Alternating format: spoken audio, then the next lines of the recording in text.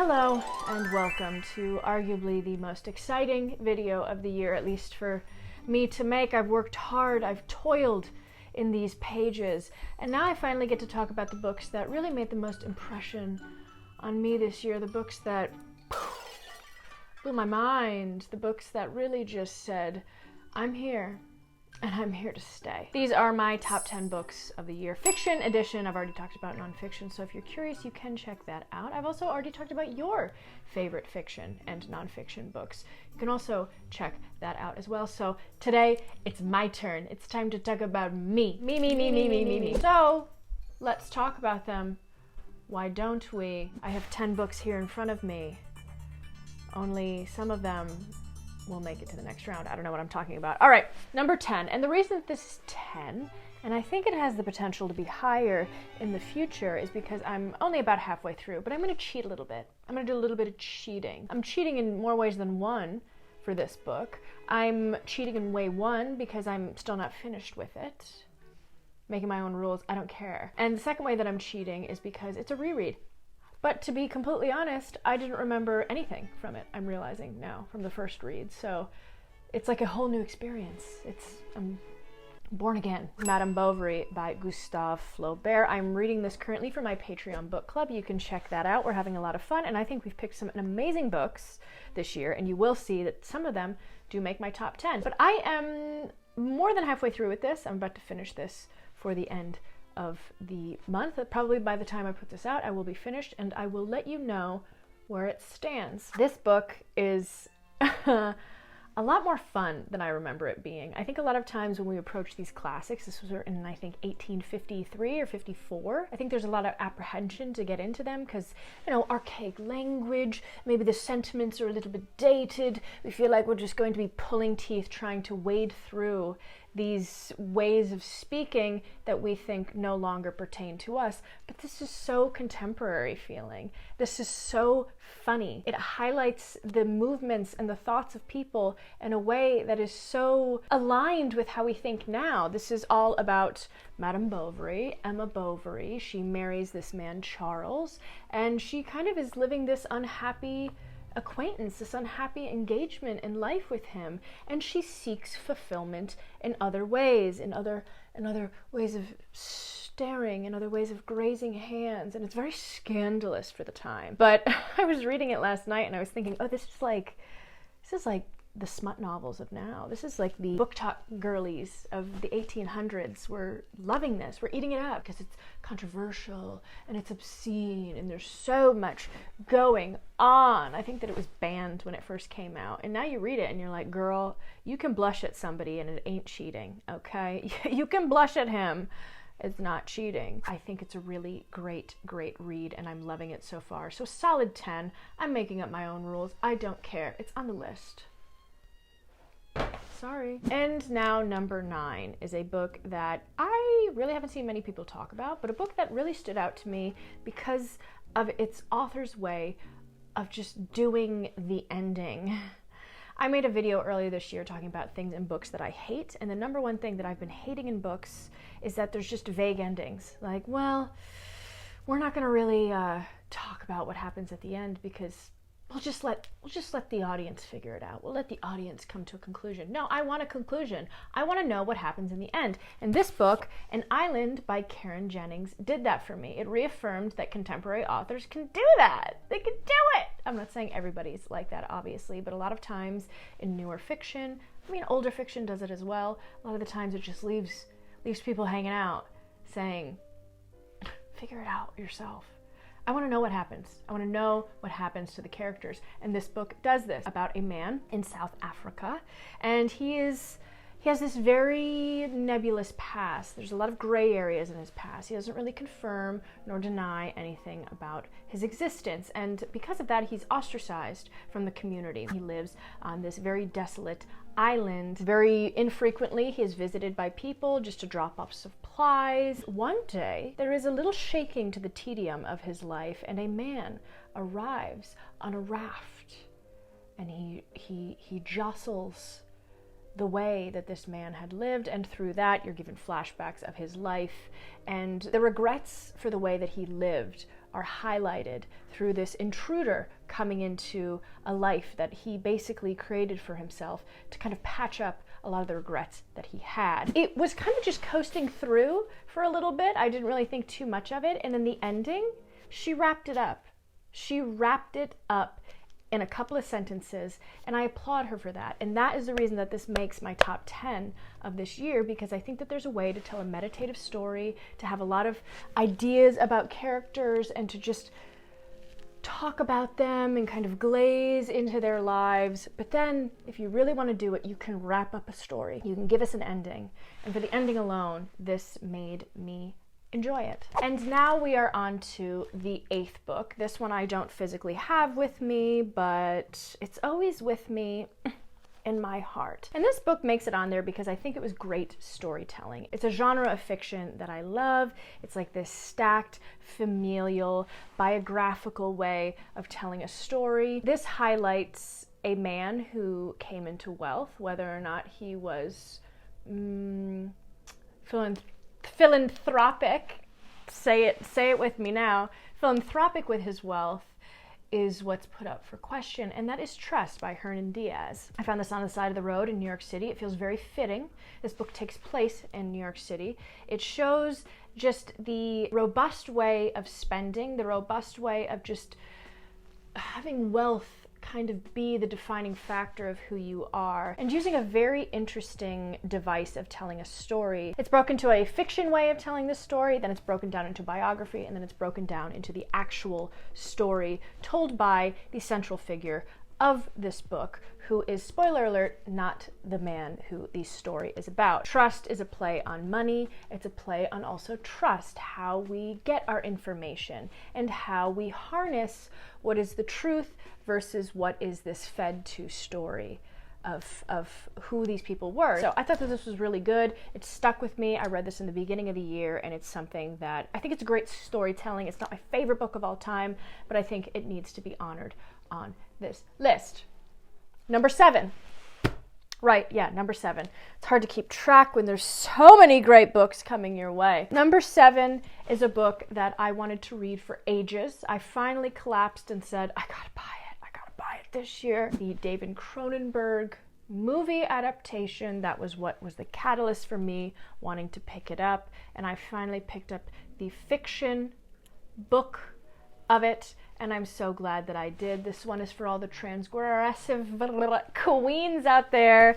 That is Crash by J.G. Ballard. Ballard has a huge array of novels, such an eclectic way of viewing the world, and in Crash, he's really dipping deep down into the darkness of everything. In this particular book, he is following a man who is a victim of a car crash. He and his wife are trying to grapple with the after effects of what that has done to him and their relationship. Through this, he finds this community of people who basically are turned on by the shrapnel of a crash. That is what this book is about. Sounds crazy, baby, it is. He's not shying away from anything. There are scenes in this that will stick with you forever, and I think that is a unique story, is a very unique story. I can assure you, you've never read anything like this, but Ballard is a fantastic writer. So you hear this very ludicrous premise and you're thinking, okay, that's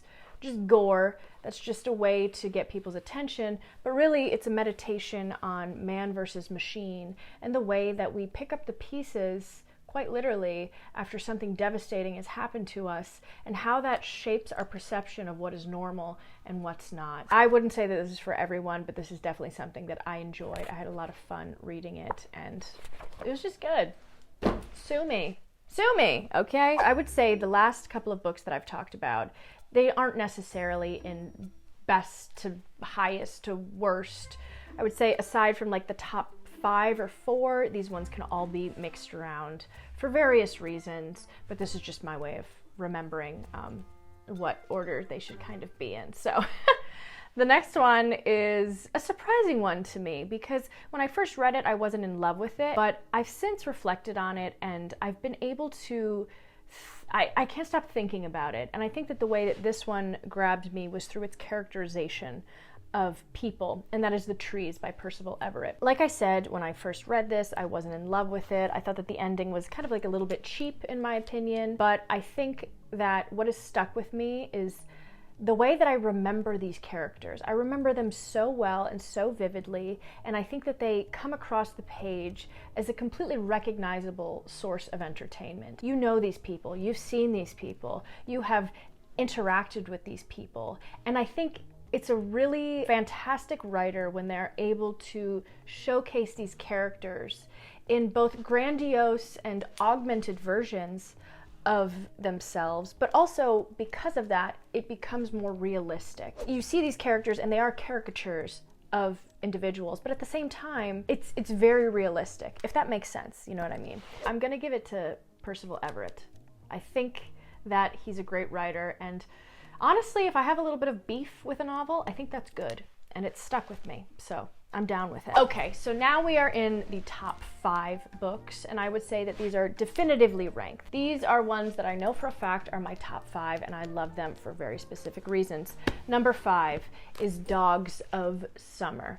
I was not expecting to love this novel. I picked this up, I saw this everywhere. I thought it was just kind of like an Instagram book, even though I don't have Instagram, you know the notion of what I'm trying to say. I picked it up very kind of flippantly, was thinking, oh yeah, this will be fun, it'll be like a good beach read. But this really got to me. This really shocked me in the end. Similar to An Island by Karen Jennings, this book really just said, I'm gonna finish it. I am gonna finish this ending, and you're gonna like it or you're gonna hate it, but I know what is gonna happen to these characters, and I'm gonna tell you. And this basically just follows 2 girls living in the Canary Islands, and it's talking about the influx of tourists and the way of life shifting and changing, exploring girlhood and these feelings that we have for one another. And it's just traveling at kind of like a slow pace, and then the ending happens. And it almost kind of comes out of nowhere. And it just shows you how somebody can change in such a volatile way. How this childhood is lost, ripped away from somebody so quickly and so inexplicably that I really loved this. It was so much better than I thought it was going to be. Pleasantly surprised. And I enjoyed this. So there we go. Number 4, I have the book. I don't know where it went. Similar to The Trees, I literally don't know where that went, but I have them and I wish I brought them. Anyway, number 4 is actually a play. Again, making my own rules. I don't care. It's fiction, and this reads like a book if you're ready for it. And that is Angels in America by Tony Kushner. I knew about this story for a long time. I understood that this was a groundbreaking piece of art, but I had never actually sat and read it. We read it again for my Patreon book club, and I was so in love with this play, this story. This is all about 1980s, 1990s New York City, and it's all about these characters' relationship to AIDS. It's a staged piece, right? So they have a lot of liberties with how they conduct telling the story. There's a lot of angels, there's a lot of shifting of perceptions, there's a lot of different characters that are disguised as other characters, like swapping of roles and ways of delivering this story that is so powerful.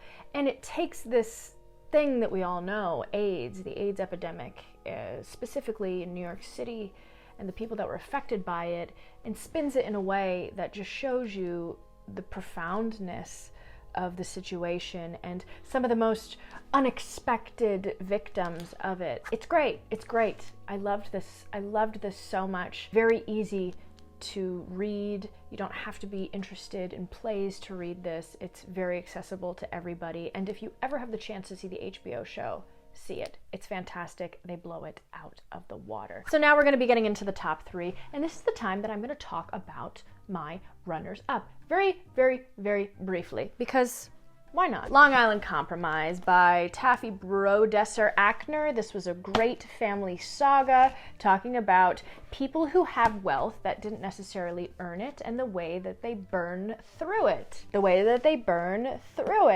It's funny.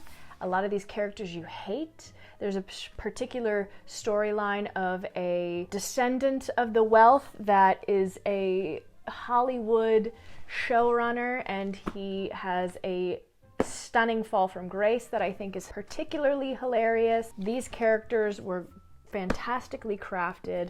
I loved this journey. This was a fun little side-splitting book. Loved it. Pedro Paramo by Juan Rolfo. This was a great book. Magical realism. If you love magical realism, this book is for you. This is all about a story of a son trying to retrace the footsteps of his father and the people that he encounters along the way. It's all about the history of the land. At times, this went a little bit over my head. This is very, very meditative, and you are whirling around in these words. It's like a little cyclone of words. Great writing though, and I can see why this is the inspiration for a lot of magical realism books. I enjoyed this, but not like a fave. Then we have Blessings. This book was a random book that was accidentally sent to me, and I wasn't rushing to pick this up, but I love that cover.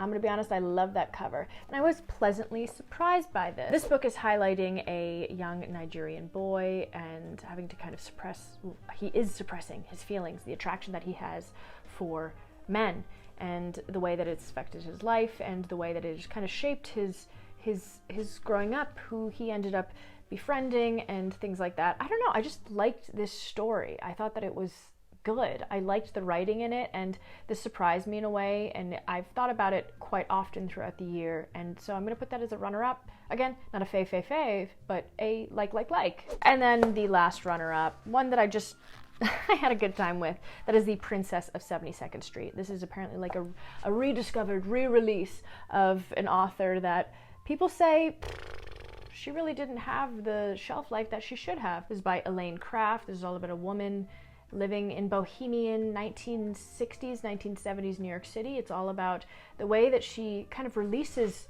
her stagnancy through this character who she creates, this very fabulous version of herself. And it's like Sex in the City, but a very bohemian way, and I think it's fun. This is like a if you know, you know kind of book. This was very close to home, you know? I like this book though. All right, okay, listen. Now we're going to be getting into the top three, the three most important books of my life. No, just this year. 3 great books that I read that I want to talk about. Number 3, The Shards by Bret Easton Ellis. I love this book. I thought that this was so much fun. I listened to this on audiobook, and BEE was re-EE'd himself, and it was so good. I'm already a Bret Easton Ellis fan. I know people have a lot of contention with him sometimes, but I think he's a good storyteller when he's good, when he's really good, and I think he has a way of just leaning into the absurdity of it all, but making it realistic in a weird way. Similar to The Trees, where he creates these caricatures of people, but at the same time, it's so realistic. This is all about Bret growing up in California and these fictionalized takes on his friend group. There's a murderer, and it's up to these young kids to figure out what's going on. I mean, they're like 17 years old. Bret actually names himself as basically the main character in it, so it's like a very reflective novel for him, I think. I think he's reaching a certain age and maybe reflecting on his legacy as a writer, and he's playing into that in this book, and it's fun. It's a lot of fun. It doesn't take itself too seriously. I went on like a huge Reddit chain looking at it afterwards. I couldn't stop. I became obsessed, and I think this is a great book. I'm sorry. I don't care what people say about this. They might not see it as literature, but I think it was great and it was fun, and I don't care. I loved it. Top 3 for me. Now we're in the top 2. You probably can guess which ones these might be, but